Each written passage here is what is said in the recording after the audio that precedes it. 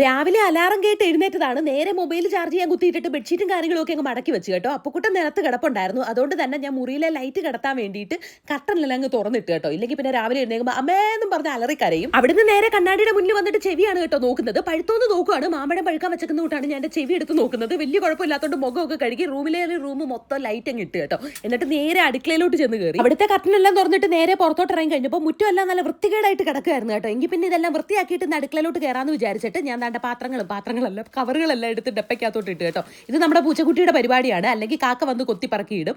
അങ്ങനെ അതെല്ലാം എടുത്ത് കവറിലോട്ട് ഇട്ടിട്ട് നേരെ അവിടുത്തെ മെത്തയല്ല അതാണ്ട് ഈ ചവിട്ടിയെല്ലാം കൂടെ എടുത്ത് കുടഞ്ഞ് ആ ഒരു സൈഡ് തൂത്തുകൂട്ടി വാരി എടുത്തെല്ലാം കളഞ്ഞു. ഇതിപ്പോൾ ഇല പൊഴിക്കുന്ന സമയമായതുകൊണ്ട് എല്ലാ ദിവസവും ഇങ്ങനെയൊക്കെ തന്നെ ഇല പൊഴിഞ്ഞ് തന്നെ കിടന്നോളും കേട്ടോ. പിന്നെ മാവിന്റെ ചൂടൊക്കെ ഒരു കെട്ടുണ്ടായിരുന്നു. അങ്ങനെ എല്ലാ ചൂടും മൂന്നതായിട്ട് തിരിച്ചിട്ട് അവിടെ മൊത്തം വൃത്തിയാക്കി മുറ്റം വൃത്തിയാക്കി നേരെ കൈയൊക്കെ കഴുകി അകത്തോട്ട് വന്നപ്പോൾ അപ്പുക്കുട്ടൻ എഴുന്നേറ്റ് വന്ന് ദാ എന്റെ തോളത്തോട്ട് കയറിയിട്ടുണ്ടായിരുന്നു കേട്ടോ. അത് പിന്നെ രാവിലത്തെ ചടങ്ങ് ഇങ്ങനെ തന്നെയാണ്. ശേഷം അവനെ പറഞ്ഞ് പല്ല് തേക്കാൻ വിട്ടിട്ട് ഞാൻ ഇന്നലെ രാത്രി കഴുകാൻ വെച്ച പാത്രങ്ങളെല്ലാം പുറത്തെടുത്ത് വെച്ച് കേട്ടോ. എൻ്റെ പൊന്നോ, ഇതെൻ്റെ ഒരു കൈ തന്നെയാണ്. കാരണം എല്ലാം കഴുകി വൃത്തിയാക്കി കിട്ടിക്കോളും.